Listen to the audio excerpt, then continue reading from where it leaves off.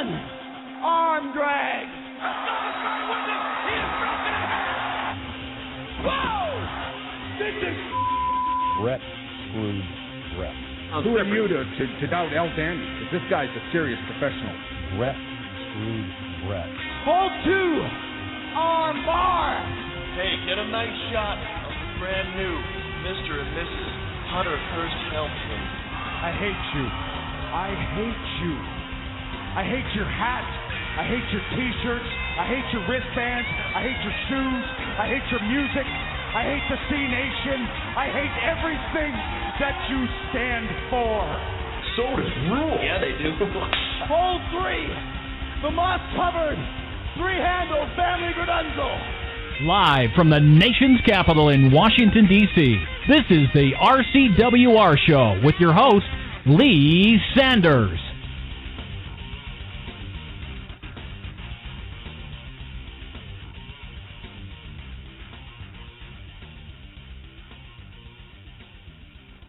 And a very good Tuesday evening to everybody. This is, as always, the Black Avenger, Lee Sanders, and you're listening to an all-new episode of the Tuesday Night Wrestling Report edition of the RCWR Show, coming at you live right now on October 16th, 2012. Thank those of you that are checking us out right now live on blogtalkradio.com, our sister website at infinityoneproductions.com, and also on Stitcher. We got a jam-packed episode for you guys tonight. We're going to be talking about the latest fallout from WWE Monday Night Raw. In case you might have missed it, I'm going to offer you my honest analysis and feedback of this past Monday night show. We'll also get you caught up on the very latest in wrestling-related news, get you guys ready for what you can expect on our 100th episode. That's right. We're reaching that milestone as of next Tuesday. It will officially be the 100th episode of the RCWR Show. We'll give you guys some great insight on everything that you can expect as we're going to be coming on a special start time. More details on that in the later part of the show, so make sure you stick around to get all the info as we are going to be celebrating that historic milestone. Of course, we got the chat room. That's up right now on Blog Talk Radio. Feel free to jump on in there when you get a free moment. You can find it by going to blogtalkradio.com/the RCWR Show. You can also interact with us during the course of this live episode in progress right now by hitting us up on Twitter at Infinity1Prod. You can also interact with us on Facebook at Infinity One Productions. While you're at it, take the time to like our Facebook page. You can even befriend us. Not too many people are aware of that, but you can actually befriend us on our Facebook page as well. Of course, we'll also be taking you all's phone calls in the later part of the show when we open up our wrestling fan line, get you all's reactions to everything that you had thought of this past Monday night's Raw, or if you have a wrestling-related news question. You know, before we dive right into everything, I want to just take this time out. And, you know, usually I try to do my best to keep the TNA talk on Thursdays, but I just had to say this before we go any further into tonight's show. I want to just take the time out to thank you, the loyal listeners, for checking out our coverage of the TNA Bound for Glory pay-per-view over the weekend. We did a RCWR Call That Match special on Saturday, which y'all had really loved. Y'all had checked that out as I was offering match predictions for that Sunday's pay-per-view. Also, thank those of you that had checked out our RCWR post-show covering the fallout from Bound for Glory, as we had some really great fan interactions on that episode and been receiving still to this day nothing but great feedback, positive reviews from that, so we appreciate you all as always. Also, we have to show love to the number of new YouTube subscribers that we have picked up over the weekend. So we picked up a ton of you guys. Mad shout out to you guys. Hope you all appreciate the great shows that we're putting up. Hope you appreciate the great content. Also, mad shout out to those of you that had actually took the time to follow us on Twitter, as we had picked up a few of you new followers as well. Welcome. Do hope you have a fun time following us. Had to get all those shout-outs out the way before I go any further, because I know from time to time, old man's age over here, it kind of comes to me, and I'll forget to say something that's kind of important, at least to me at least. So hopefully you appreciate those shout-outs. So let's go ahead and let's just dive right into things, shall we? Let's get all this groundwork covered here. So we saw a pretty questionable episode of Monday Night Raw where the week had just been building up for one WWE Champion CM Punk, as it was decision-making time. Who exactly was CM Punk going to pick to face for his WWE Championship at the Hell in a Cell pay-per-view? On the one side, we have the 10-time WWE Champion. We have the C-Nation leader, the poster child for the Susan G. Komen Foundation, as he is trying to get the WWE Universe to help fight breast cancer all this month, Mr. John Cena. And then on the other side of the tracks, we have a man who speaks really little words, but lets his actions speak for themselves in the ring. The few times that he does open his mouth to speak, he only has three things to say: feed me more. Of course, we're talking about what is now being dubbed as the next big thing, Ryback. WWE Champion CM Punk left last week with a very serious question that he had to ask himself. Who did he want to face at the Hell in a Cell pay-per-view, as Mr. McMahon gave him a week to think it over and make his decision? Otherwise, the chairman was going to make that decision for him. Now, CM Punk, he would take to Twitter and he would say the following with regards to his decision. Just before Raw had came on that night, he said, "I've made my choice. Was easier than you think. If you've been paying attention, you know too. Tune in tonight to find out." This was just a prelude of things to come, as eventually we did see the WWE Champion CM Punk come out with Paul Heyman. As far as just what exactly is their association here, we still are not really aware, but the way it's looking right now, the two of them have formed some type of an odd alliance, as Paul Heyman likes to say, or as CM Punk likes to say, rather. He's a Paul Heyman guy. So that's about all we know right now. Of course, we see the WWE Champion tease the fans into revealing who it is that he's going to be facing, while in the process bashing his two opponents, bashing the WWE chairman, even taking a shot at the front cover of Hell in a Cell, as he doesn't like the fact that he's being depicted as the devil, as he looks at himself as an angel. Now, when they showed this particular piece right here, and they just showed that post, I didn't really know just how demonic they made CM Punk look as they were advertising Hell in a Cell. It was one of those type of posters. I actually had to do a double take. I remember coming across the image before, actually about maybe 2 months ago. I thought maybe it was a hoax or something, but to know that this is the real deal, I must say, of all the posters that they could come up with CM Punk, they could have done a better job at this. But isn't it funny, folks? This is the same CM Punk, to some extent, that we had dealt with several months back, that was complaining about not having his face be postered on the intro for WWE Raw. He was complaining about not having his face be the dominating one on the pay-per-view posters. Now he finally has his opportunity where he's just dominating the billboard for an upcoming WWE pay-per-view, and rather than be satisfied, he's basically bitching about it. So it's just really funny how he's just nitpicking all these little things that's happening here. And We're about to find out who the WWE Champion is going to be picking to face at Hell in a Cell in 2 weeks. But he's picking up that vibe of disrespect, if you will, from the WWE Universe, and he's just not liking the way it tastes right now. He's not liking the way it feels. He tells them, you know what, I'm just going to go on ahead. I'm just going to go to the backstage area, play around for a little bit, not quite have made my decision just yet. And before we could see the WWE Champion make his exit, we all thought the WWE Chairman, Vince McMahon, was done.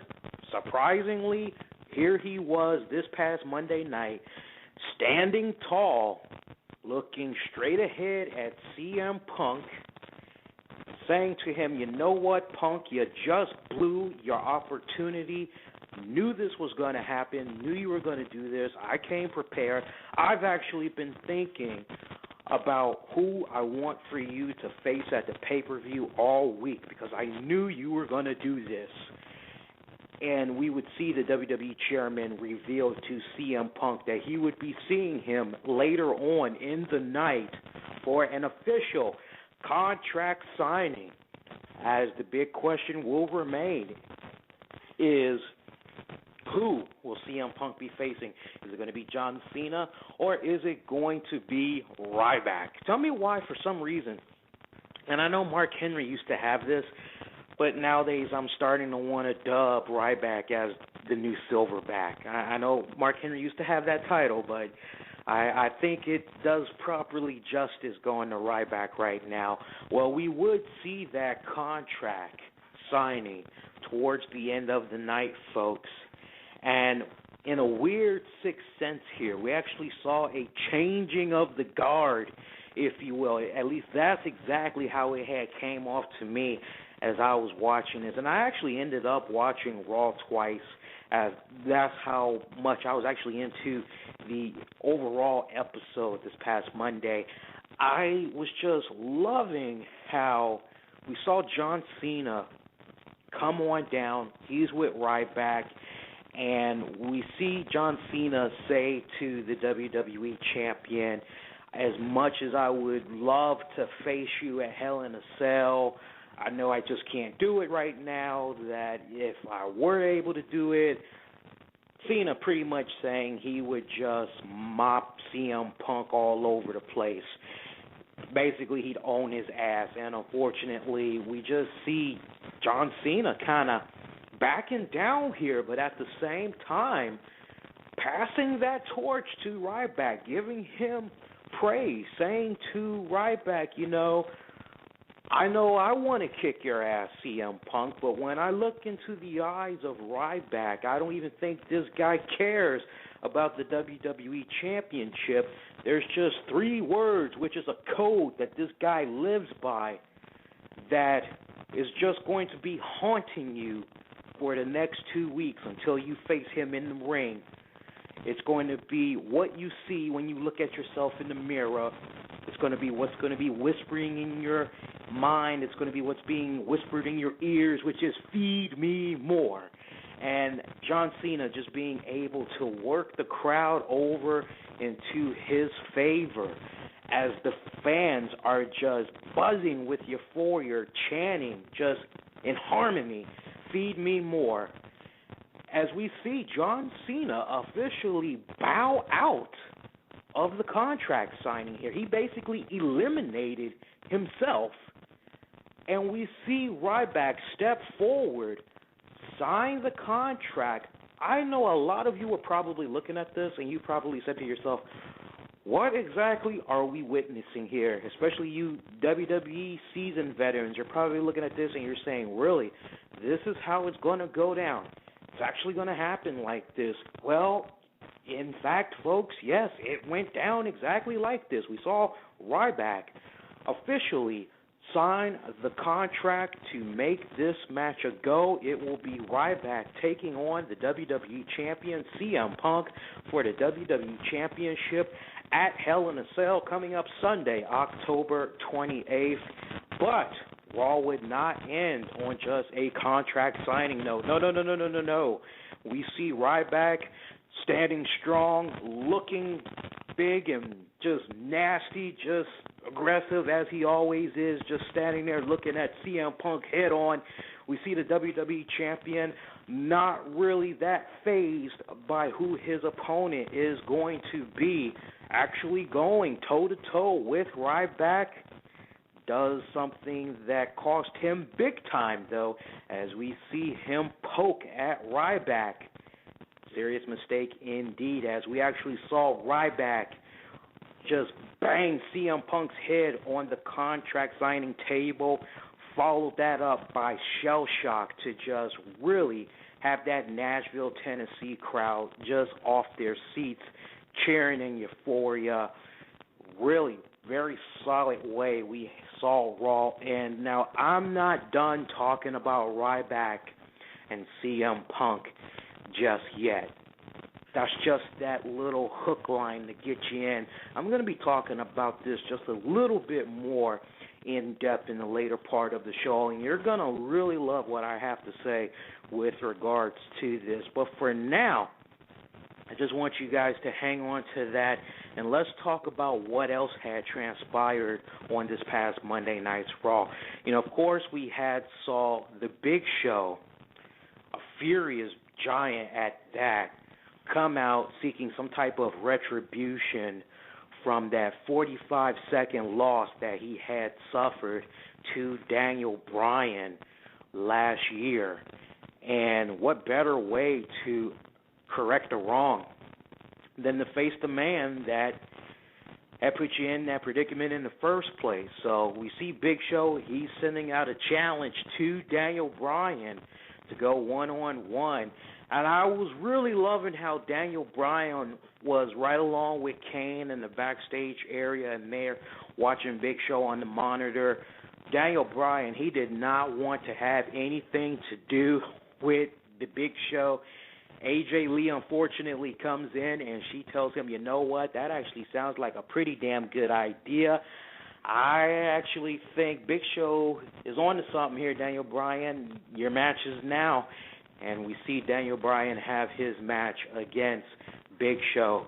And unfortunately, Big Show, oh, man, I never felt so sorry for Daniel Bryan before in my life. What was really sad but funny, though, as Daniel Bryan was going to his execution, known as the Big Show, we see him ask Kane, hey, I don't suppose you have my back tonight, right? You know, Big Show and all. And we just see Kane laughing in his face, and Daniel Bryan, I loved how he was working Kane and everybody in the backstage area as he was making his way out to the arena, just chanting no, because he just did not want to have this match. Daniel Bryan, just freaking classic. Guy just gets better and better every single week. What can you say about this guy right here, folks? And again, we saw Big Show. He picked up a victory over Daniel Bryan. Now, post-match, we saw Big Show try to apply that WMD to Bryan, try to add more insult to injury here, but we see Daniel Bryan's tag team partner, Kane, come on now, and he stood between that WMD and Daniel Bryan. We actually saw Big Show back off from that. Now, speaking of Kane, we actually saw him in a match as well, as shockingly, he was in a match, though rather brief. It was against Matt Striker. I know some of you are like, Striker, what the hell is he doing in the ring?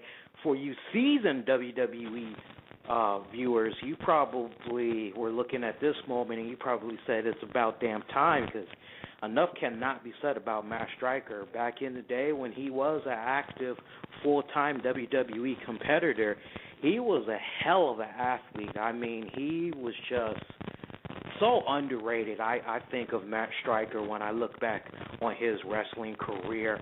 I don't know what exactly it was. I guess maybe WWE or maybe Vince and crew, they just didn't really feel he had that whole total package, and they just wanted him to remain a WWE official to some capacity. I don't know what, but I always thought Matt Striker as a wrestler was just really freaking underrated.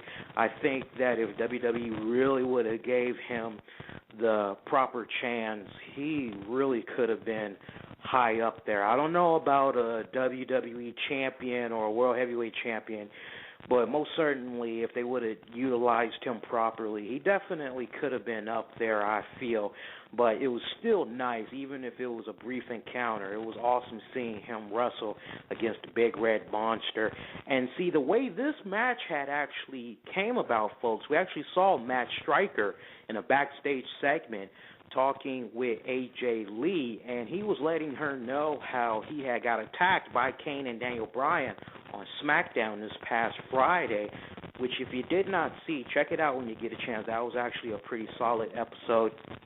We saw the tag team champions gang up on Matt Striker, and we see Striker saying to AJ he's not going to pull a Josh Matthews, he's not going to pull a lawsuit, he just wants to go on ahead and get an apology from the WWE Tag Champions. And he was just talking about how crazy it was what all had happened on SmackDown, and AJ Lee, she chimed in on that one key word there, crazy. And that's how the match was set between himself and Kane. Now, we saw Striker try to play a little mind games with the Big Red Monster, saying to Kane, you know, think about what Dr. Shelby would say right now. He would probably say, hug this out. He would probably demand that you apologize to me, Kane. Right. And we actually saw Kane kind of have second thoughts, call Matt Striker in for a hug, and they have a bro hug moment, and then just when you think it's over, Matt Striker is getting ready to leave out the ring. Kane brings him back in, and they go for another bro hug, and Matt Striker, he thinks that's it. On the contrary, we see Kane just start to do this death clutch of a bear hug, just shaking him like a rag doll, followed by a choke slam, and that was pretty much it for that. But still, always nice to see Matt Striker in some type of a weird predicament like that.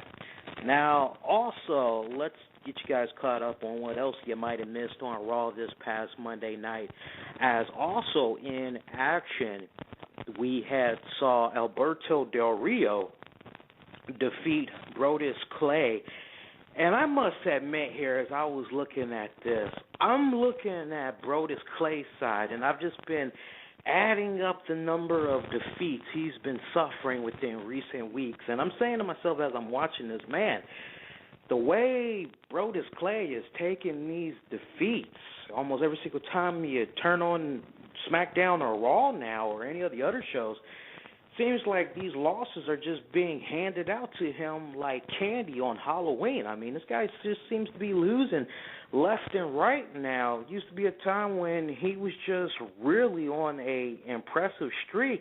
It is really looking as if Vince McMahon and crew are having second thoughts about Brodus Clay. Now, last we were able to hear, we heard that Vince McMahon, he is now having a sour taste about this whole Brodus Clay gimmick, and that he's loving the idea of Brodus Clay having a more serious tone, a more darker tone. So could his final days as the Funkasaurus be near? Is it perhaps almost the eve of him becoming a monster? I know originally Brodus Clay wanted to be that silverback Hall of Pain type of character that Mark Henry was pushing, as we had said a few months back. That was actually Brodus Clay's original gimmick. That's how he wanted to be packaged, as he was trying to come up with a way to gain television time, as creative had told him they didn't have anything, and as a result of that, they weren't really sure how to utilize him, how to bring him on TV. They asked him to come up with something, and he actually came up with the Hall of Pain gimmick. Now, unfortunately, when he said this to WWE, they shot it down, but very shortly afterwards, it would actually go to Mark Henry, who was able to push it so well. So you kind of wonder here now if Brodus Clay is finally going to get that opportunity to be a more serious in-ring character. Only time will tell, but in the meantime, it's really looking as though Brodus Clay, he's been losing. Not really looking too good nowadays. We also saw the primetime players, Titus O'Neil and Darren Young, defeat Zack Ryder and Santino Marella. I wonder what the name of their tag team is exactly. Post-match, we actually saw Heath Slater, Jinder Mahal, and Drew McIntyre come out, and they proceeded to beat these two guys down.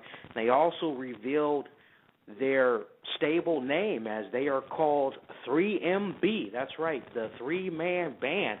Now, we actually ended up seeing them after they gave this beatdown to Santino and Zack Ryder in a later segment, as they had went to a nearby bar just right across the street from the arena where Raw was, and they were trying to perform. They were getting ready to bust out a set, but security, they kicked them out, threatened to call the cops and arrest them, so we didn't get to see them sing. Thankfully, I must admit, this is an odd pairing. It is a grab you by the eyeballs compelling type of story here, because you're looking at this, you're saying to yourself, what in blue hell has these three guys teamed up together? I can't wait to really hear how these guys actually all got together. I am just getting this weird, sick impression that maybe they all had respectively bumped into one another on Xbox Live, playing Guitar Hero or something, and maybe that's how they had came across one another without knowing it, and then when they had finally revealed themselves to each other, it was like, dude, that's been you the whole time? Yeah, I know. I'm kind of picking up this weird vibe. Maybe something like that might have happened. I don't know, but I love seeing what's happening with these three guys right now. My whole thing is, it's about damn time, at least with two of the guys, they're doing something awesome with them. I'm not really too keen on Jinder Mahal just yet. He just reminds me of Daivari and Muhammad Hassan. Every time I look at him, he just reminds me of a bootleg version of them.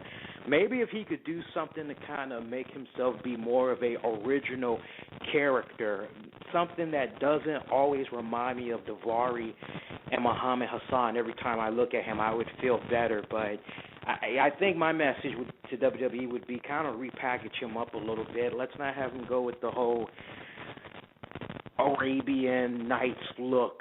I mean, he looks like Jafar from Aladdin. I just need to see that whole look just disappear already. We also got to see some really great Divas action, as we saw Eve defend her Divas Championship against Layla. I must admit, and I am just happy to be saying this for a first time in a really, really long time, as it's not every day, it's not every week you can sit up and say, you know what, the WWE Divas, their matches, they've actually been doing a bit more. They've actually been trying to put on a more impressive show. It was not more evident than what we had saw this past Monday night between Eve and Layla.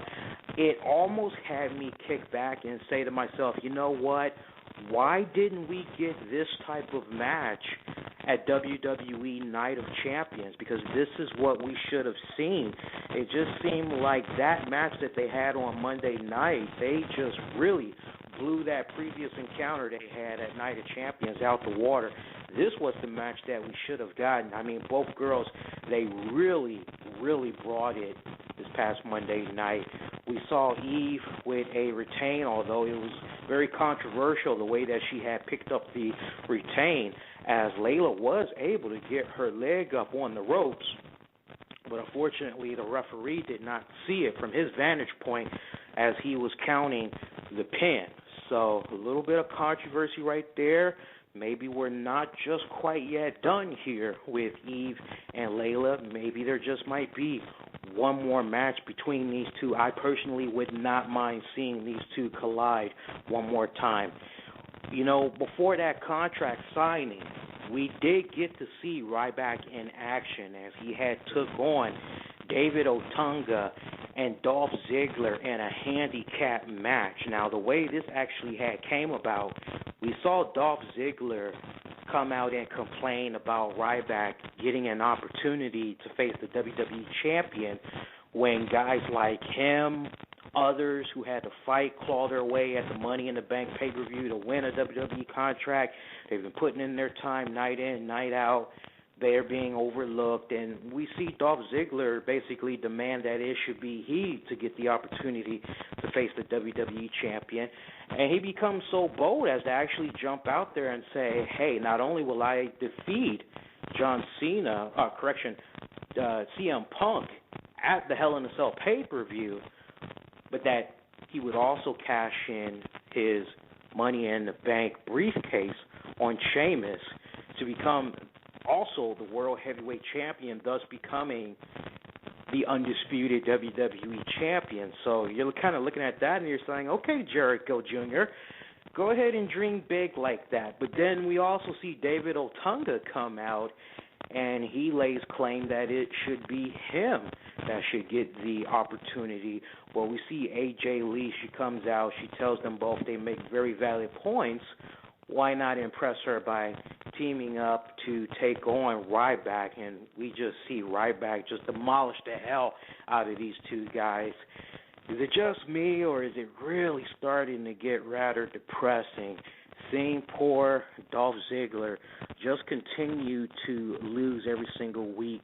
Seems like 1 minute Ryback is able to have a pretty solid match 1 week, but then you go to the next week, you see Ziggler, he loses, and it's a really weird trend that's going on right here.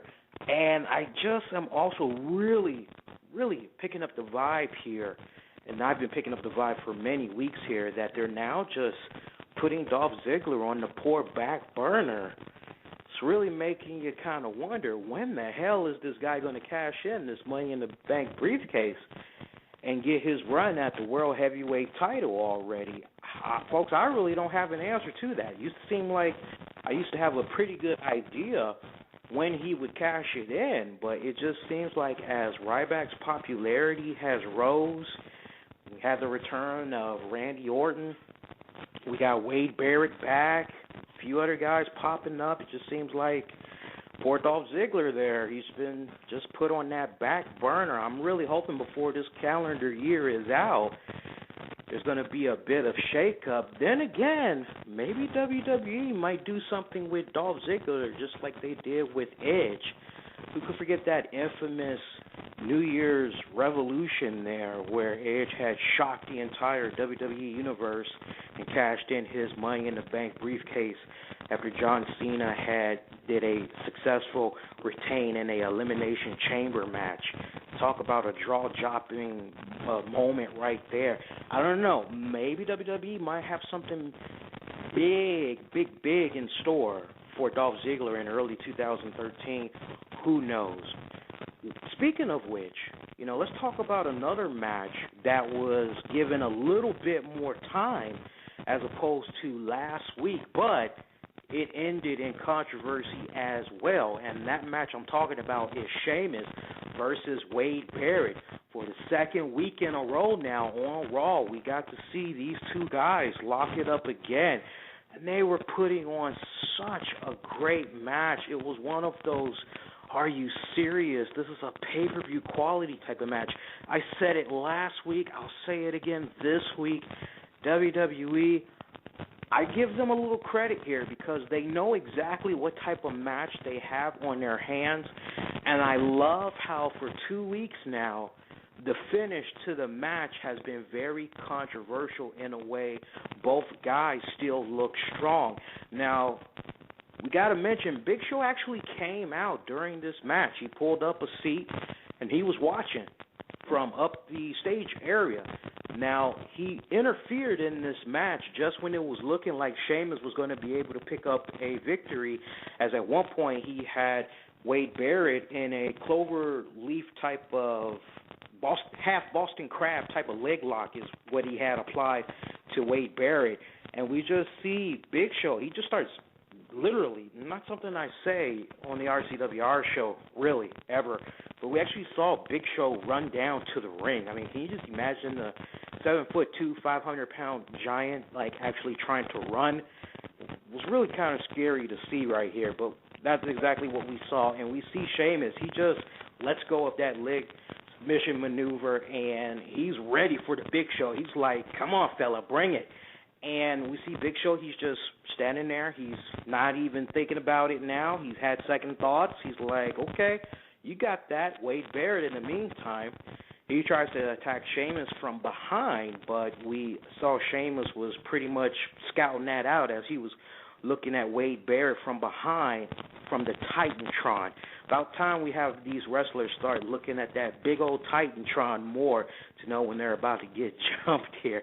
And we actually saw Big Show try to interfere again, as what ended up happening was Wade Barrett had Irish whipped Sheamus onto the ropes, and Big Show just pulled down the ropes. Keep in mind, Big Show did not touch Sheamus in any type of way. He just pulled down on that third rope, and Sheamus fell out, and the referee threw the match out. Sheamus wins. I know, very weird, right?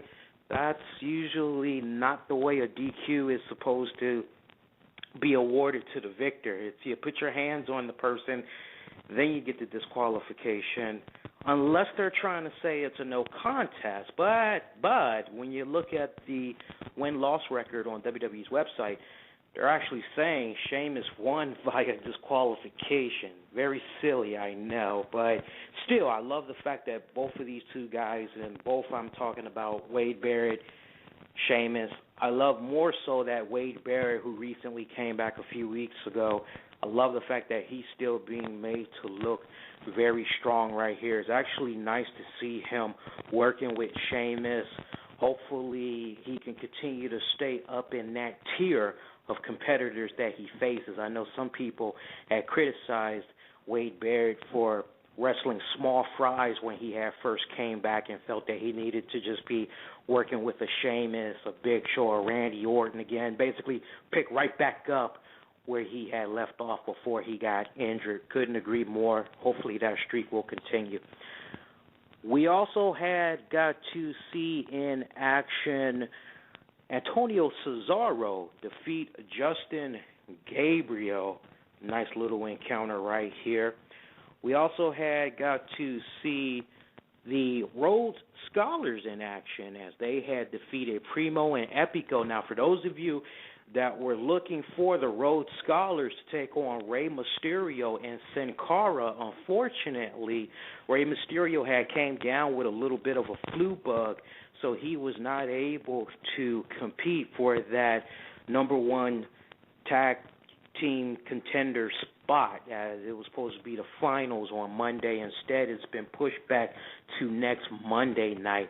We will see that match between the Rhodes Scholars, which is the team of Cody Rhodes and Damian Sandow. They'll take on Rey Mysterio and Sin Cara to determine a new number one contenders, or set up number one contenders, to take on the team of Daniel Bryan and Kane for those tag titles at the Hell in a Cell pay-per-view. We also have to talk about Kofi Kingston, who had a very impressive, really, really impressive segment with The Miz, as it was another segment of Miz TV. Miz just brilliantly pushing all the right buttons.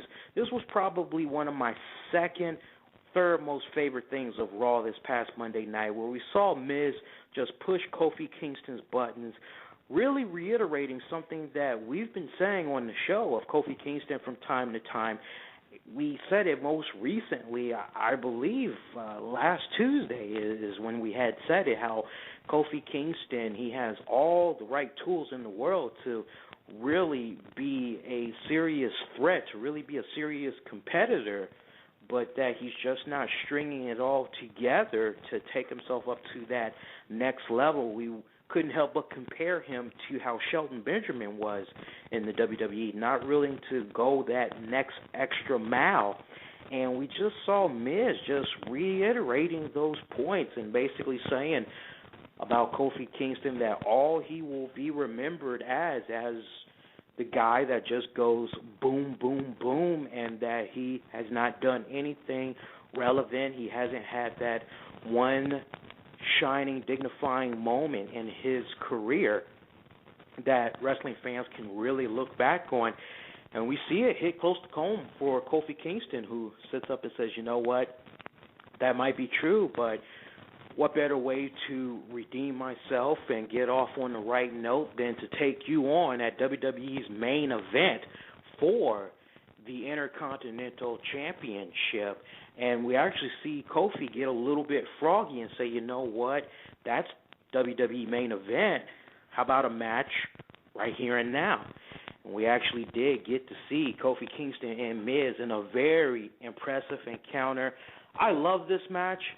But what was really golden for me was seeing Kofi Kingston just do that trouble in paradise to the Miz's face. I mean, he kicked.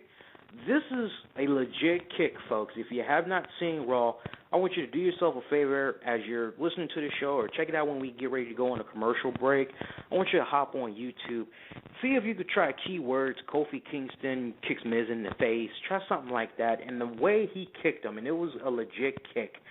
I have it on my DVR. I was able to see it from all kinds of different angles here, and I was just really loving how Kofi just kicked the hell out of the Miz. He kicked this guy so damn hard and so damn good. Man, he treated the Miz head like it was a damn soccer ball. I mean, I rewinded it so many times when I was just watching it. I just couldn't help but think back to the early days when I used to watch Univision for soccer, and I'm just kicking back at one of the times that I rewinded it, and I see Miz just get his head kicked off by Kofi. I couldn't help but sit up and say, mira, mira, mira, goal!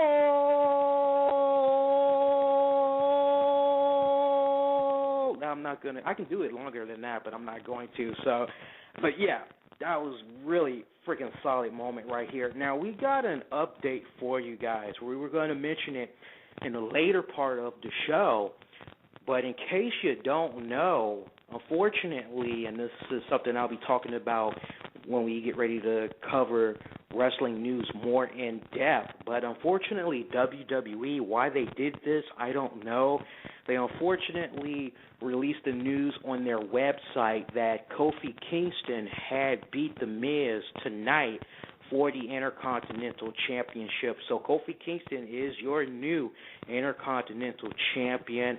We usually do not report stuff like that, but whenever WWE decides they want to just blast it on their website, it's kind of like, well, okay, I guess we don't really have a choice here since WWE said it. So, yeah, in case you don't know, now you know.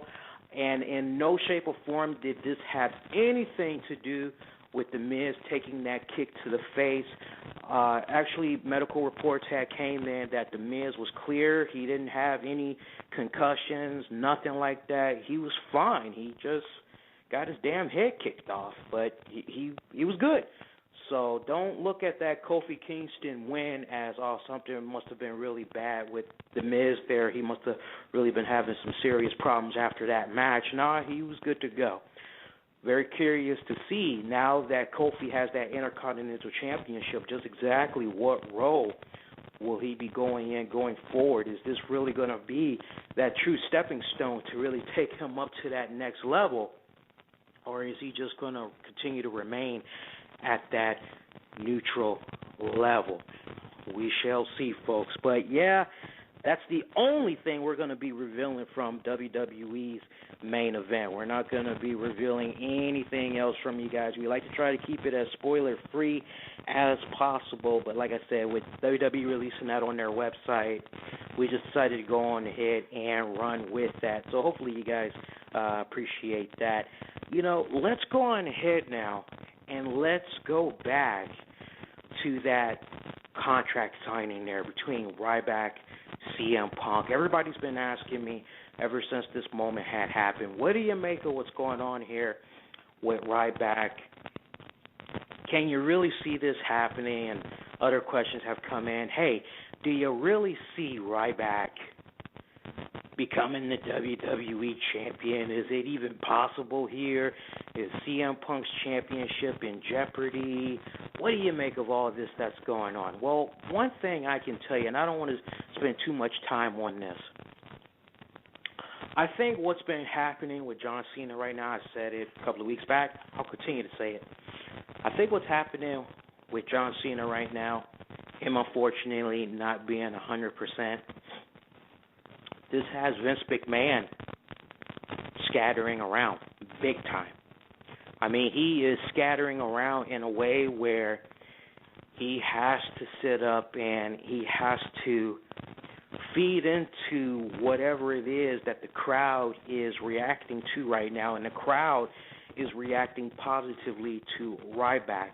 Now, us seasoned WWE veterans, we're looking at a guy like Ryback, and we all could be in agreement till we're blue in the face. Ryback is being pushed much, much too fast. And, you know, my concern for Ryback right now is that if WWE continues to do him the way that they're doing him, they could have another Brock Lesnar on their hands, and that's not exactly a compliment. Just think back to how quickly everything had came to Brock Lesnar when he was in the WWE the first go-round. I mean, that guy had accomplished so much stuff in those 2 years that he was in the WWE. The man had pretty much done it all. How can you continue to be in the company after you've already done everything there is set out to do? And, you know, my whole thing is, if WWE isn't careful here, they could have another case where they're rushing somebody up the ranks too soon. That's going to eventually leave them at a very early age. So that's really my trepidations about all this, as opposed to guys like Dolph Ziggler, Wade Barrett. You know, I'm looking at these type of guys. I'm looking at guys like Drew McIntyre. I'm looking at guys like Tyson Kidd. I'm looking at guys like Kofi Kingston. I'm looking at all of these guys, and I'm saying to myself, you know what? These guys, they've put in their time to the WWE. They've proven that they can be trusted. They aren't going anywhere. Put a little bit more spotlight on these guys. Elevate them. Really make this Ryback guy truly earn it. Now, some people, they may look at that. They may not like me saying that about Ryback. And I'm totally fine with that. But you're tuning in because our trademark is always keeping it real, right? Well, we wouldn't be real if, you know, we weren't straight up honest with you guys. And I got to be brutally honest. That's exactly how I feel what's happening with Ryback here. So it's a really desperate time right now, what they're doing. And it just really goes to show you just how important John Cena really is to the WWE. Now, on the flip side to this, one can also look at what's happening with CM Punk, Ryback. Let's just hypothetically speaking here. Let's say this match, it actually does happen at the pay-per-view. Now, some of you are probably saying, well, wait a minute, Lee. Ryback signed a contract. CM Punk signed a contract. It's official. So what do you mean if it happens? Well, I was kind of looking at this contract signing, and there was one idea that actually popped up in my head. I said, damn, wouldn't it be something if come the Hell in a Cell pay-per-view, we see CM Punk beat the living hell out of Ryback in a backstage segment, and he just beats him up so bad from behind, you know, he just does an all-out assault, hits him with a couple of chairs or whatever. Wouldn't it be badass if he messed him up so bad Ryback was not able to compete? And then the question becomes, so what's going to happen with the WWE Championship now? And we see John Cena rise to the occasion to face Ryback, still get his ass handed to him at the pay-per-view, but we do see John Cena pop up. I was thinking, how badass would that be? Because, see, here's the real question I'm asking myself here, and this is a question that I think many of you should be asking yourselves right now. Is Vince McMahon and crew really ready to let Ryback suffer his first defeat, which will be at the hands of the WWE Champion at the Hell in a Cell pay-per-view? Are they really willing? Are they ready to pull that trigger? Because, see, then the next question becomes, where do you go after you have Ryback suffer his first defeat? That's the real main question. Where do you go? Because will that fan base, will that momentum that he's been building all these months, that whole undefeated, will the fans still be there? Especially for those little kids. They're probably looking at this guy like the Man of Steel right now. They probably look at this guy like a guy out of the comic books. They don't want to see their hero get beaten. So how do you really solve this? Do you have Ryback lose cleanly? Or do you have CM Punk beat Ryback in a way where one could argue Ryback was never officially beaten? That's the real question right here. But you know what? In either case, one thing that I would like to see happen past the Hell in a Cell pay-per-view, I would like to see Ryback officially begin to work some type of feud with somebody. I mean, I love the way WWE's been using this guy, but if Vince McMahon and crew are not careful, they are going to have another bad case of utilizing a wrestler properly. And I don't like saying anything bad about Ryback. I love the guy tremendously. I think he's phenomenal. I just don't feel he's in-ring ready. I've been saying that for weeks. I'll continue to say it.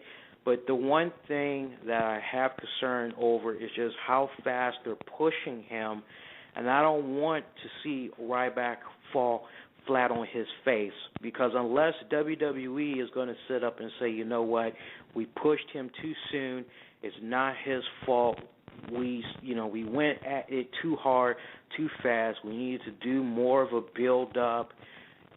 And it's very rare, unfortunately, here at WWE say, we messed up with this guy, we did him wrong.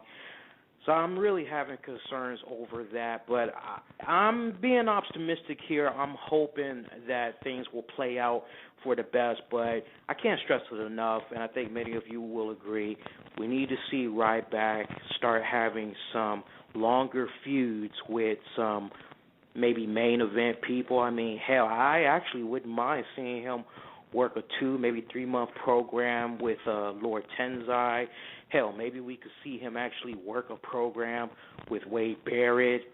Maybe we could see him resume a program with Jinder Mahal. Hell, Drew McIntyre.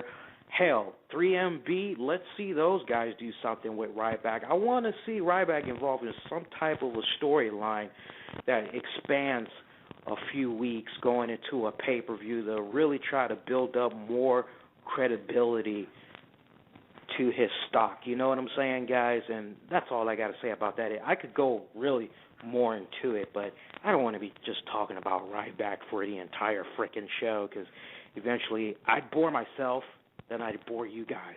We don't want to do that. So this is what we're going to do right now. We're going to go on ahead and we're going to take a very brief commercial break, and then when we come right back, we'll jump into a few wrestling news headlines. It's been pretty quiet, luckily. There's not really too much has been happening over the weekend, over the week so far since last we were on the air. But we want to share with you a few headlines that jumped out there in case you might have missed it.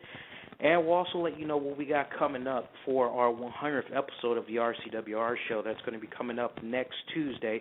We'll share with you the details for that. And, of course, we'll open up the phone lines and we'll get you all's reactions to Raw from this past Monday night. So, you're listening to the RCWR Show. It's our Tuesday Night Wrestling Report edition. Coming at you live right now on October 16th, 2012. We are just 6 minutes away from the midnight hour. We'll be coming right back, folks. Do hang tight. Hey, guys, the Black Avenger, Lee Sanders here of the RCWR Show and Impact Showdown Radio.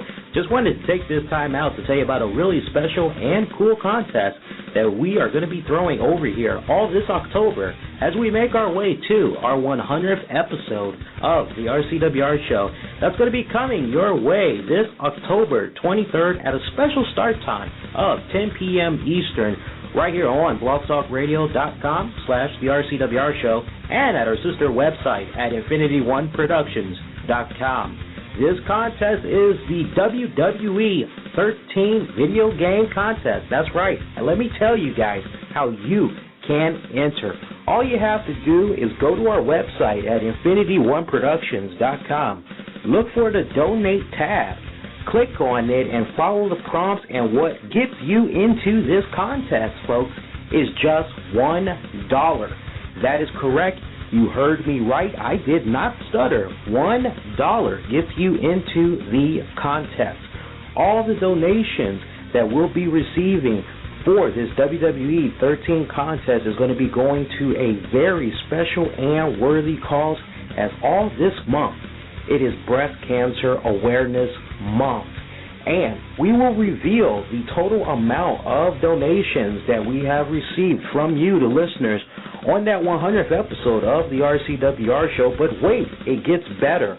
All of us here that work at the RCWR Show, Impact Showdown Radio, along with the staff at infinityoneproductions.com, will be combining all of our money together, as we'll be going in our own pockets, and we will double the amount of donations that you, the listeners, are able to donate, and we will give all the money to the Susan G. Komen Foundation. That's right, folks.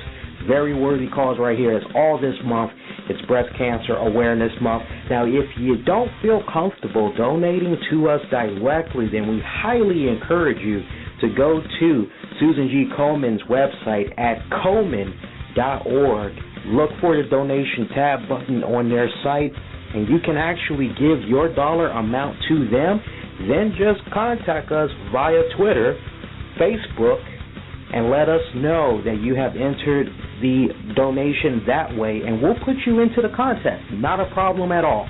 Up for grabs is your choice of either a Stone Cold Steve Austin WWE 13 limited edition game that comes with downloadable content for the Xbox 360 or the PlayStation 3.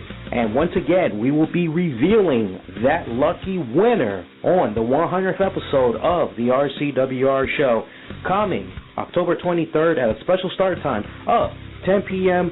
Eastern. So make sure that you are there. This is a very special contest for a very worthy cause. If you are under the age of 18, make sure you get your parents' permission. Everybody else, feel free to go on ahead and hit that donate button, as again, it is for a very worthy cause. And that is not the only thing that we have in store for you on the 100th episode of the RCWR Show, as we'll also be giving away a few other surprise giveaways. So make sure that you are there this October 23rd at special start time of 10 p.m. Eastern. And for all of you that donate, we thank you humbly in advance. Always on the go and don't want to miss an episode of the RCWR Show and Impact Showdown Radio? Then subscribe to us on the iTunes and Zune marketplaces using keywords the RCWR Show. Ever get the urge to follow somebody? Then take a free moment during this commercial break to follow us on Twitter at InfinityOneProd. Also on Facebook at InfinityOneProductions. And just for that, we won't call the cops on you.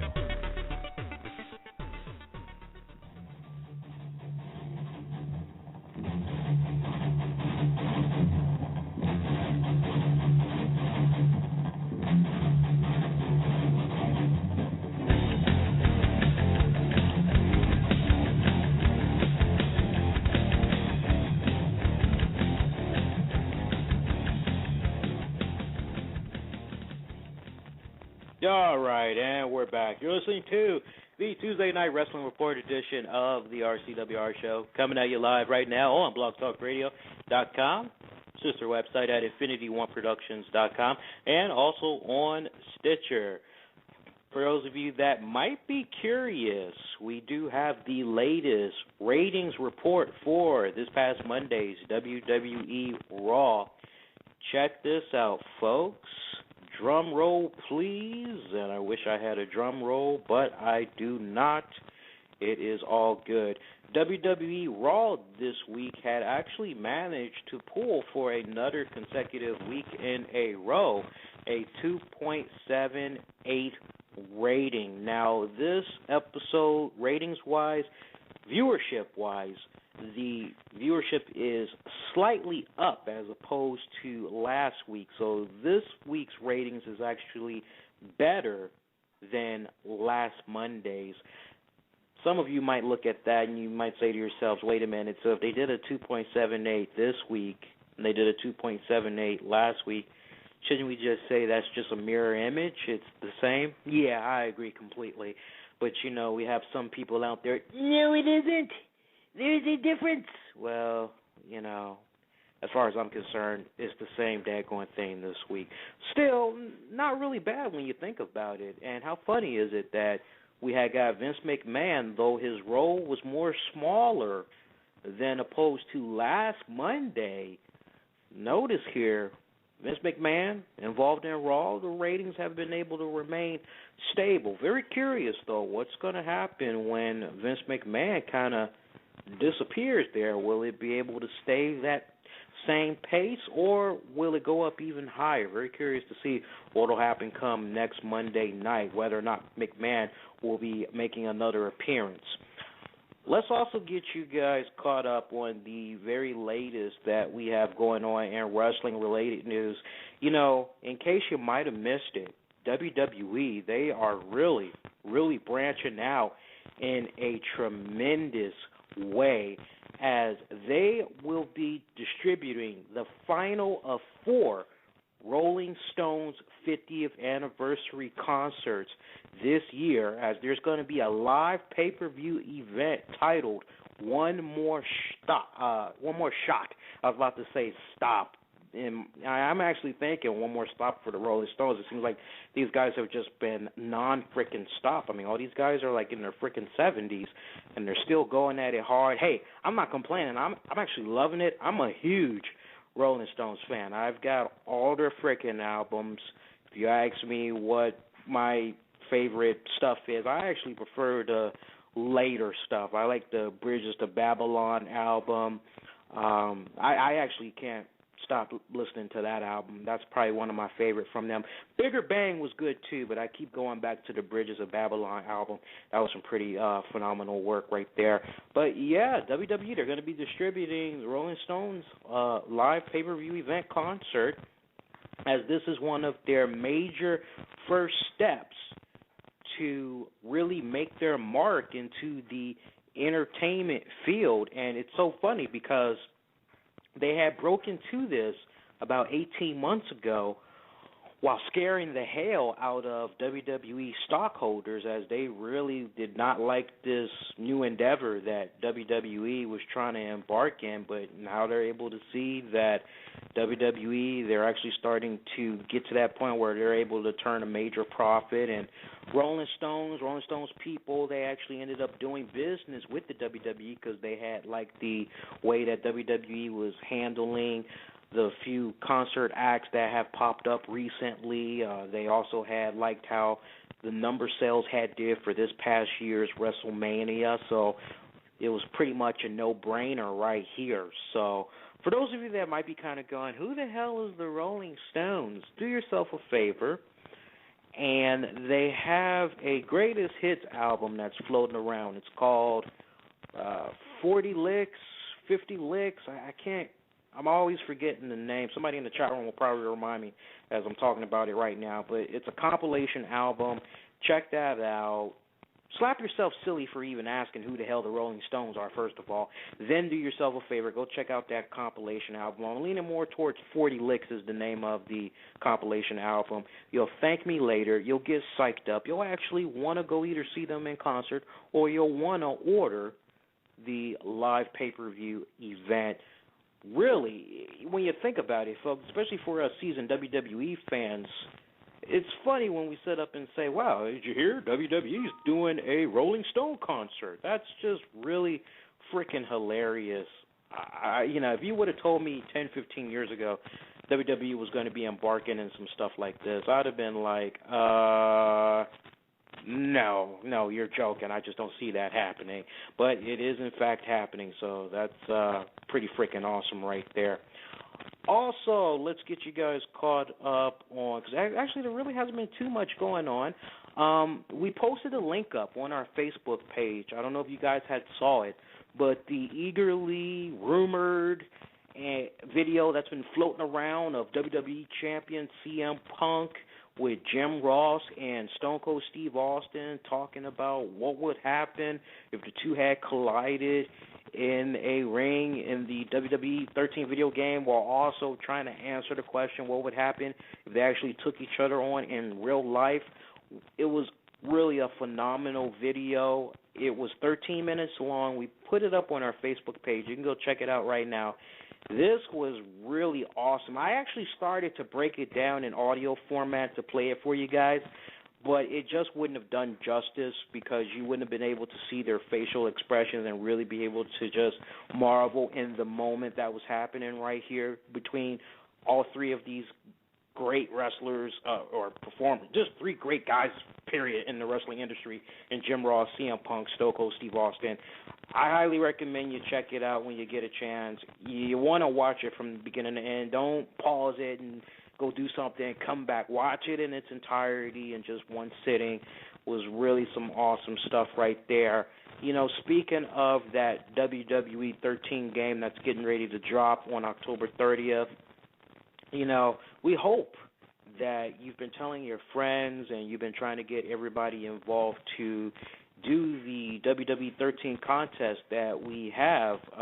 We got a nice little giveaway contest. It's probably going to be infinity and beyond before we do another contest like this. And, you still got a little bit of time before our 100th episode of the RCWR Show to make sure you get in your bid and you're able to get that opportunity. Don't just be kicking back and don't just be listening and say, oh, that sounds pretty good. If you actually want to try to give yourself a winning chance to win a video game for really just $1, then you want to go on ahead and you want to enter that contest. And, hey, even if you don't win, at least all the money is going to be going to a very worthy cause. Speaking of that 100th episode, we're going to be coming on at a special start time of 10 p.m. in case you missed it. So next Tuesday night, make sure that you're able to join us 10 p.m. Remember that, folks. 10 p.m. Eastern for those of you that are on the Pacific Coast. If I'm not mistaken, that would probably be 7 o'clock for you guys. I'm a little bit crappy when it comes to the West Coast, East Coast time zone there. I used to have that down packed, but I believe I'm on the point right here. Also, we got to let you guys know about some of the special guests that's going to be coming by next Tuesday's show. We're going to have the famous Justin Reno that's going to be stopping by. If you guys don't know who Justin Reno is a former MECW World Heavyweight Champion, youngest MECW wrestling champion at that. He's been making his rounds in the independent circuit. He recently had tried out for TNA Gut Check, and it is only a matter of time now before he gets called up to officially have his Gut Check moment. It's going to be a phenomenal episode as he's going to be dropping by, help us celebrate our 100th episode. We also have our very good friend, hip-hop Christian rapper Scooter, that's going to be stopping by. Two really great minds, two really great friends of the RCWR Show that know all things wrestling. It's going to be a nice three-man panel. Well, wait, we're also going to be joined by the lovely co-producer Tammy, who's going to be stopping in to help us out on the episode. And, hey, aside from the WWE 13 video game contest that we have, we also have a few prizes that we're going to have up for grabs. Zed, myself, co-producer Tammy, we actually have put our money together to get some lucky winners a few goodies. So make sure that you're able to join us next Tuesday. Special start time, 10 p.m. Eastern. Bookmark it so you don't forget. I don't want to hear you guys, I missed my opportunity. It's like we did all the damn plugging in the world, man. So there you have it.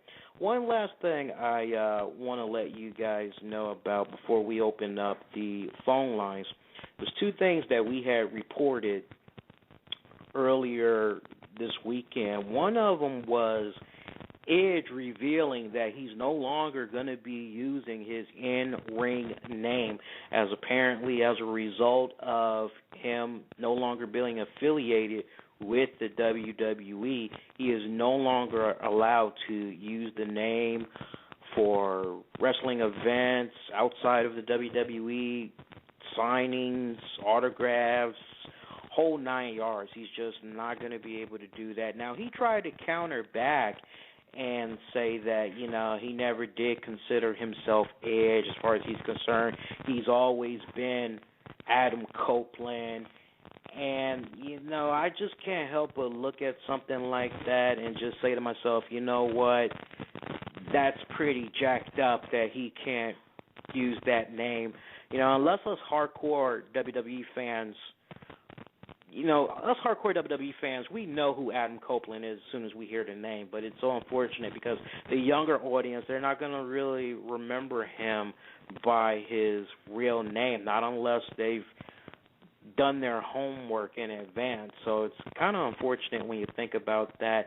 Just goes to show you the power of contract negotiations, how when it doesn't end up doing well, all of a sudden there's key little perks that you're no longer able to use. Also, we got some Chris Jericho news for you guys. Apparently, recently, he had said to a person on Twitter that had asked if he was ever going to be coming back to the WWE, if he was ever going to be able to work some type of a deal out. He just said, stay tuned. Take that for all it's worth. Take it with a grain of salt. There's no telling what exactly that means. That could mean maybe him and Fozzy will perform at the Hell in a Cell concert or whatever. I don't know, but just take that for what it's worth. I'm not really reading too much into that right now. Other than that, the only other wrestling-related news that we have for you guys is an incident that had occurred last Monday night involving JBL, who had apparently offended the family of Carlos Colon, legendary Mexican wrestling family, as he had said a joke when really, when you think about it in retrospect, there really wasn't anything derogatory or that insulting about it. It was just one of those, okay, because it was directed towards this particular family, they may have just really took it to the extreme. They really took it to the heart, and that's exactly what the Carlos Colon family had did. And this is basically what he had said, and you can actually read this on our website right now. It's one of the main headlines on our website. As soon as you visit the home page, you'll be able to see it. You could also look this up on JBL's official Facebook page. Now, let me pull up the direct quote right here. This is what he said. He said, and I quote, "I went to Primo and Epico and made sure I had their title history as well as their father, Carlo Colon's, so I could try and help them in a very short match with Ryback. I quoted their history, did my best to put them over, and then made a comment with something to the effect of Primo comes from a great heritage. His father was a 24-time Puerto Rican champion. I added, he still owes me money and many others."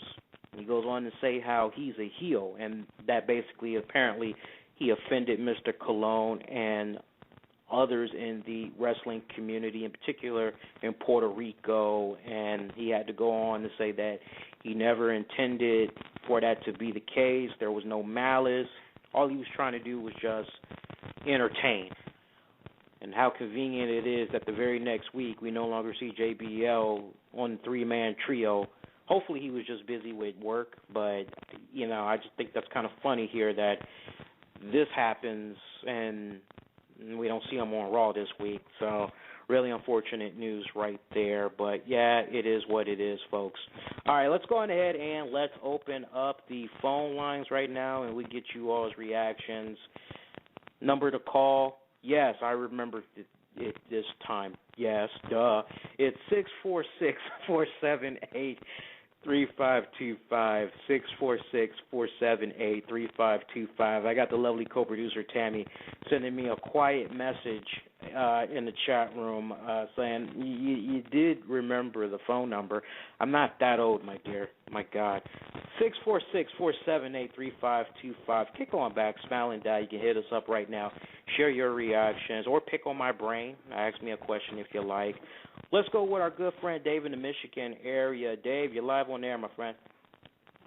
Hey, how's it going? Hey, pretty good, bro. Thanks for the memory jog there. Yes, it is 40 licks. No problem. I mean, how could you not know who the Rolling Stones are? I mean, come on. Yeah, I was saying, if you don't know who the Rolling Stones are, you don't know rock. Yeah, you don't know anything, music. I mean, come on. That just threw me. Like, come on, how can you not know who they are? Right. Yeah, but the whole JBL thing you were just saying, I mean, come on. I mean, I remember hearing that. I was like, that was no big deal. He's been the best commentator out of it. I'm sorry, but he's better than JR, if you ask me. Yeah. He's been telling us wrestling stories and getting us into the matches. I mean, last week on SmackDown, I'm like, hell yeah, JBL's calling it. And I was just like, man, it was so much enjoyable. Yeah. And I don't know if... Okay, let me ask you this as a wrestling fan. Now, I have, ever since I got that DVD from you guys, I have more respect for John Cena than I ever did before. So I looked at him in a different light, seeing him go through all that stuff, or just being like saying, we hate you, Cena. I was like, man, that must, all that stuff. And as me not really a Cena fan, I would much rather see John Cena versus CM Punk than Ryback. Yeah. Because I look at the card, I'm like, why do I want to spend $50 on Sheamus versus Big Show and Ryback versus CM Punk? Yeah. I mean, is there any, let me ask you that, like, not, because I know you call this broadcast journalism, you're calling this, you have to order it. But let's take you off of the RCWR show, and you're just a fan sitting on your couch. Are you going to order this pay-per-view? I gotta be brutally honest.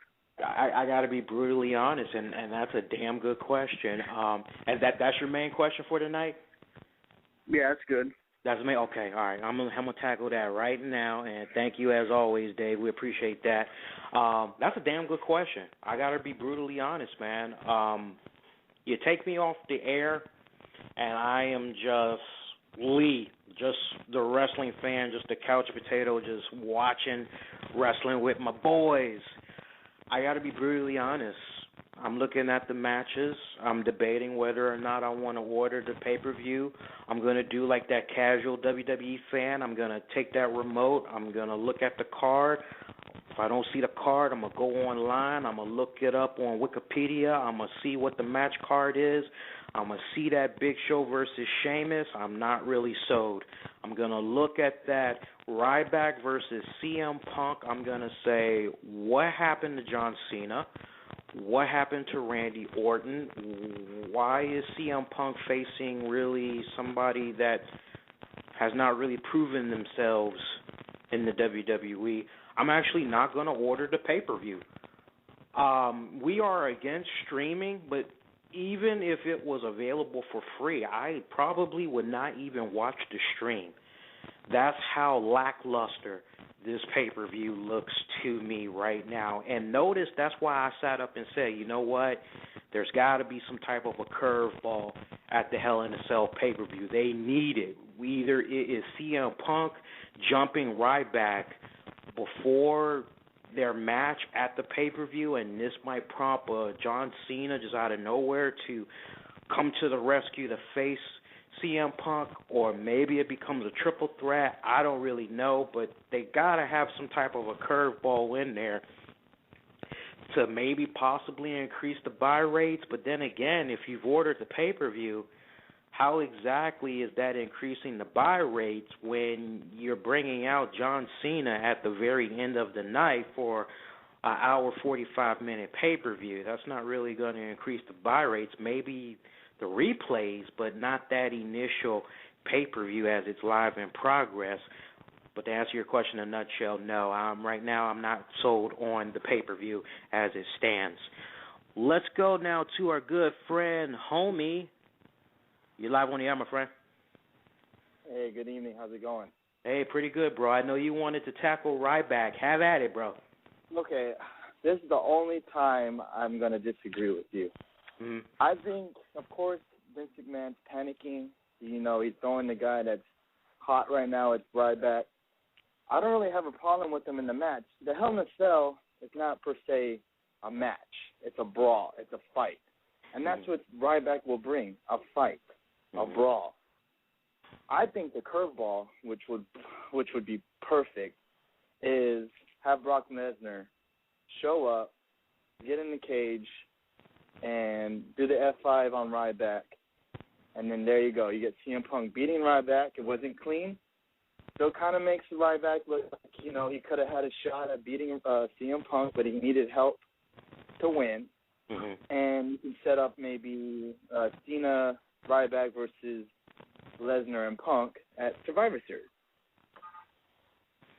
What do you think about that? Say that again. So for Survivor Series, it's CM Punk and Brock Lesnar. Correct. Taking on Ryback and who? John Cena? John Cena. I actually like the sound of that. You know, he's not ready to come back. You know, you could tell the arm isn't fully healed. You know, by Survivor Series, you would think it would be. You could even have a backstage segment showing, you know, why isn't Cena coming out? He could be taken out. You know, say Lesnar got to Cena before he went to the Hell in a Cell, and he just rips the cage off. So it's sort of like what Kane did with Undertaker versus Shawn Michaels. You know, you can have both of them laid out. He gets them, and boom, F5s them, puts Punk on top of him. What is the ref going to do? You can't DQ him. You can't stop the match because it's no disqualification match. Punk wins, and, you know, then it goes on from there. I actually like the sound of that. I mean, the only thing that I have a little bit of hesitation on right now is how many dates does Brock Lesnar have left? Because, and I give you all the credit in the world, that's a very good idea. That's exactly a good way to play it. But like I said, you got to think about how many dates does Brock Lesnar have left in his current WWE contract. We also got to think about how Triple H is really trying to use his stroke to be able to take on Brock Lesnar at next year's WrestleMania. So if you're going to bring Brock Lesnar back to try to sell Survivor Series, obviously you're going to need him to make more than one more appearance to try to hype that up. You're talking about Brock Lesnar popping up at Hell in a Cell. That's -1 right there. You're obviously going to need him to maybe come out on that Monday night's Raw following the pay-per-view. So that's 2 right there. You're going to need to maybe do some type of video vignettes of Brock Lesnar. Then you're probably going to need to actually use one more appearance from Brock Lesnar prior to the Survivor Series. So that's 3 right there. Then you have Brock Lesnar actually at that Survivor Series pay-per-view. So that's 4 right there. You're really not going to be able to truly utilize him again until like maybe 1 month before WrestleMania. If I'm Vince McMahon, the writers, I'm kind of looking at that and I'm saying to myself, well, you know what, unless we're able to get him to sign on a dotted line like right now for a new rollover contract, until that happens, you kind of got to have to play it by the way it is right now. And unfortunately, I just don't see that happening. Great idea, but just the way his contract is structured right now, I unfortunately do not see that happening. I think ultimately what is going to boil down to is whether or not I think it's safe to say, I think we all could be in agreement. There's going to be some type of a curveball that's going to come at the Hell in a Cell pay-per-view. There's, and I beg to differ. I mean, yeah, Ryback, he's not just going to be coming in there to wrestle. He's just going to be coming in there to just have a frickin' destroyer type of match or whatever like that. Let me say this for young Ryback. He has a lot to prove. And, I mean, if this guy chokes, it is going to be really bad for him. I mean, just think back, you hardcore WWE fans. When can you ever recall a time when a wrestler has just come into the scene and he's been put in this type of limelight with this type of pressure, and he's been told that he has to deliver on a really big stage? I don't know about you guys, but I can't help but think from a business standpoint, and this is the business side of me, unless I can go in at 100% behind a guy that I am very confident in that will deliver. I don't care if it's a wrestling match. I don't care if it's a street fight. I don't care if it's a Hell in a Cell match. If I'm putting a guy that really is an unknown against my WWE champion that has how many years under his belt in the sport of professional wrestling, I have to be pretty damn sure that this guy that he's going to be working with, my champion, they're going to tear the fucking roof off the place. So the spotlight could not be any set. I don't want Ryback to fail. And if I'm coming off like I want Ryback to fail, I've praised Ryback ever since he's come packaged. I just have concern with the way he's being pushed. It could blow up in their face, and I just think that for a guy that really hasn't proven himself, this could blow up in their face. Do I hope I'm wrong? Hell yes, because I don't like seeing people crash and burn. Let's go ahead now and let's take our next caller. Caller from the 661 area code. You're live on the air. Let me know your first name and where you're calling from. Caller from the 661, going once.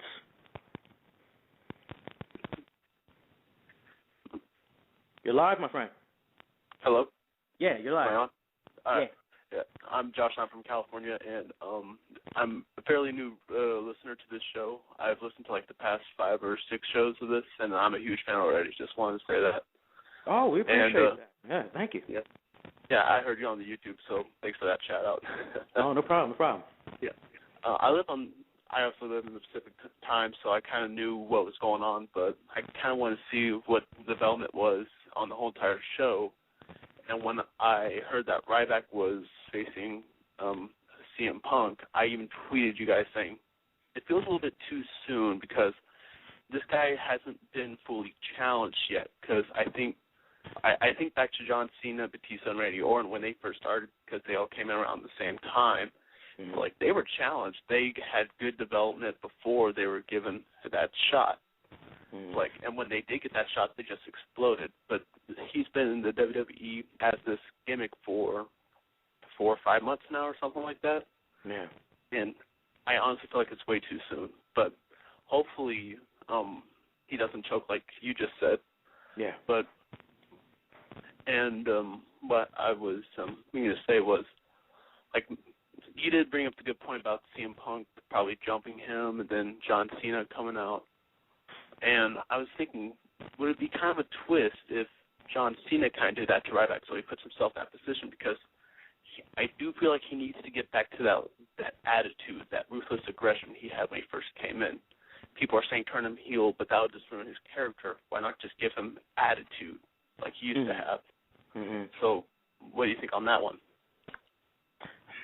That's a very good point, Josh. I like that. And we love hearing from first-time callers.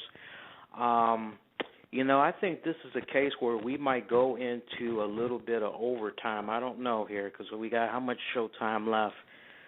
We got like 2 minutes left, and they're already counting us down. I think we might go into a little bit of OT here. I tell you what, I'll answer that when we officially go into overtime. We got 60 seconds left. Here's what's going to happen. For those that called into the show, you all are going to go into the uncharted territory known as overtime. Everybody else that's listening to this live right now, unfortunately, the feed is going to get cut off. You're not going to get to hear what all I'm about to say. You'll have to wait to listen to the rest of this on the download. So I'll be, honestly, feeling kind of confident tonight. I'll go an extra 10 more minutes. So for those of you wanting to check this out on the downloads, see what time it is right now. Pretty much 12:30. Give me till about 12:50. This episode will be ready for your downloading, listening pleasure. In the meantime, let's squeeze in another caller. Caller from the 510. Caller from the 510 area code. You on? Yo, hey, what's up, Lee? Hey, pretty good, man. Yeah, what's it called? Yeah, I'd like to make a comment about that Ryback situation. I want to see him really compete with a bigger opponent like a Big Show, Kane, and let's give him that.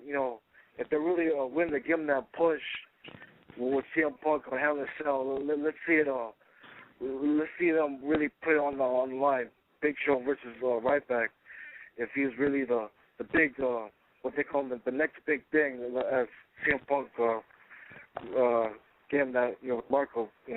Yeah. That's real Brock Lesnar's when he first debuted, but let's give him that let's give him that thing that big match that he really needs for if he wants to be successful, because I see him be. I mean, he needs to probably work on a couple of submission or a lot of he has a big clothesline, he has that big finishing move, but he does need to work at it, because his skills of wrestling, going down the house, taking out two jobbers, hell, I like to see him take on the Miz or Centennial Cesaro for the. Let's see him with a handicap between Ryback versus those two champions, and see him really pump him up, give him that push that he really needs, because. I think, I gotta cut you off right there, Christian. I'm sorry, I gotta cut you off right there. I don't really think the answer to seeing more Ryback is putting him against Big Show, saying that Big Show is a challenge, put him up against bigger guys. I'm sorry, I have to disagree with that. And see, this is just where I'm coming from with regards to that. Unfortunately. And I can go on record for this, and I'm sure there's probably a lot of other wrestling fans that could go on record for this, which is, what, we don't really know what Ryback is capable of. Now, unfortunately, when it came to WWE's OVW and all that other stuff, we weren't really able to get a really hardcore idea of what these new wrestlers that had signed a WWE developmental deal, we don't really get to know what they're really capable of. So keeping that in mind, you know what? It's very damn near possible that Ryback knows how to wrestle his ass off, and WWE, they have just been packaging him like this to create that myth, to create that aura. We don't know what to expect. So, this could be a case right here. Remember, a lot of us, we forget that Hulk Hogan, the guy, actually does know how to wrestle. Remember how he was doing his thing in New Japan Pro Wrestling, and he was doing his things all out there for a hot minute there. The guy actually knows how to wrestle. So maybe that's a case with Ryback right here. I don't exactly feel as though the answer to all this just needs to be, well, put Ryback in another handicap match against so-and-so, or put him in a match against Big Show. You could put anybody in a match against Big Show and look good, because Big Show absolutely sucks. That's not really a challenge in my book. I'm sorry. A challenge would be to have a Ryback take on a Sheamus. I think that's a good challenge. A Ryback versus Wade Barrett. A Ryback versus Kane. If anybody knows what it's like to be a big guy and be able to move in the ring and all that good stuff, it's Kane. Let's see him go into those type of feuds. I think we're all missing the mark right here, which is WWE, they got a curveball plan for us at the Hell in a Cell pay-per-view, and I think there's going to be some type of shock value.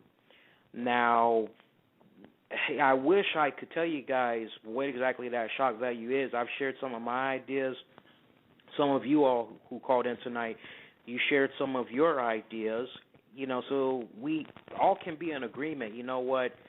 This pay-per-view needs some type of a twist to it when it comes to the WWE Championship match. And, quite honestly, folks, to answer Dave's question from earlier, I could be more sold on this pay-per-view if I had some type of an idea of what other matches I could expect at the pay-per-view. Let's just look at the card real quick here, folks. So far, all we know is Sheamus versus Big Show for the World Heavyweight Championship. We know CM Punk will be taking on, supposedly, Ryback. We know that the Tag Team Championships will be on the line at the pay-per-view. But that's all we really know. We just know about 3 matches right now. We still don't have an entire card announced yet, and it's now cutting into a week and a half before the pay-per-view. Normally, this is the time right now where you have your matches pretty much set to go, and you're really starting to push those rivalries. So at this point, if you were to ask your typical WWE fan to look at the card and go, would you order, there's really nothing to look forward to right now. And like I said earlier, even if you were able to watch this on a stream, you probably wouldn't be interested because the card looks like it fucking sucks right now. So, and I want to go back to a question that was asked there earlier. I don't know. I am just really on the fence right now to answer your question. I don't know what the hell's going to be going on with that. But I think that was good overtime, Let's all just be in agreement on one thing, though, with regards to Ryback, which is we can't really judge this guy until we've seen him when it counts most. John Cena did an official passing of the torch. We even saw Ryback share a moment with Vince McMahon. Within recent weeks, we've seen Ryback come to the aid of WWE Hall of Famer Jim Ross. We've seen Ryback come to the aid of the hardcore legend Mick Foley.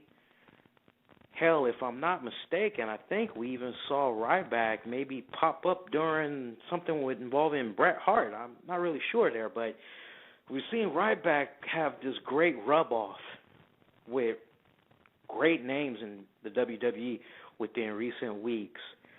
And that is a significant amount of people that is behind this guy that just has to make you sit up and say, okay, well, if all these people are rubbing one off with Ryback, and we even got Vince McMahon and John Cena kind of doing it too, maybe they know something we don't. So, unfortunately, we're going to have to continue to dive into the unknown until we see exactly what they have in store for us at the Hell in a Cell pay-per-view. Great roundtable discussion. I wasn't even trying to go that route with Ryback, but y'all wanted to go there. I like that we were able to talk about Ryback a little bit longer there. Great interaction from you guys tonight. Really appreciate it. Dave, Matt, shout out to you. Homie, Matt, shout out to you. Christian, Matt, shout out to you. Josh, Matt, shout out to you. Thank those of you that are checking out this overtime edition right now. And you know what? Before we go off the air, if you like how we did it tonight, you want to come on back for this Thursday night, as it's going to be a new episode of Impact Showdown Radio. We're coming on immediately live after TNA Impact Wrestling. You can catch us at 10 o'clock p.m. Eastern. We're not only going to talk about the latest fallout from TNA Impact Wrestling, we'll also talk about the very latest in TNA Wrestling-related news. I was biting my tongue the whole time we were on the air tonight. I wanted to talk about Hulk Hogan, but I decided I'm going to save it for Thursday night as we have an update on that sex tape. I'll give you my reactions to that. Also, if you happen to like Howard Stern, heads up, later this morning, Bubba the Love Sponge is going to be on the Howard Stern radio show. He's going to be talking about the whole Hulk Hogan sex tape allegation.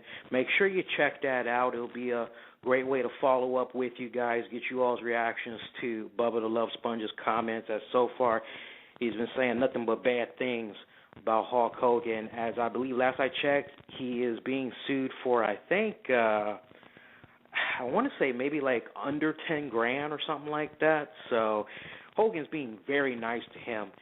The Gerwig website, or whatever the heck the name of it is, that leaked the sex tape, Hulk Hogan is suing those guys for, I believe, a cool $100 million. Whether or not he's going to be able to get that, we don't know. But we'll have all the latest on that this Thursday night, so make sure that you're able to join us for that. That's this Thursday night. Also, make sure you check us out for the RCWR Show Weekend Report this Saturday. I'm going to be joined by the lovely co-producer, Tammy.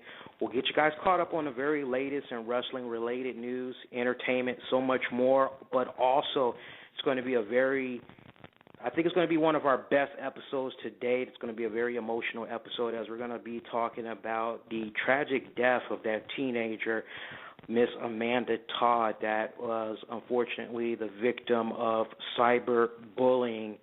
You definitely want to make sure you check that out this Saturday. It's going to be a great roundtable discussion. You all are more than welcome to join us for that as well. It's going to be a really solid fucking episode, so make sure you're able to join us for that this Saturday.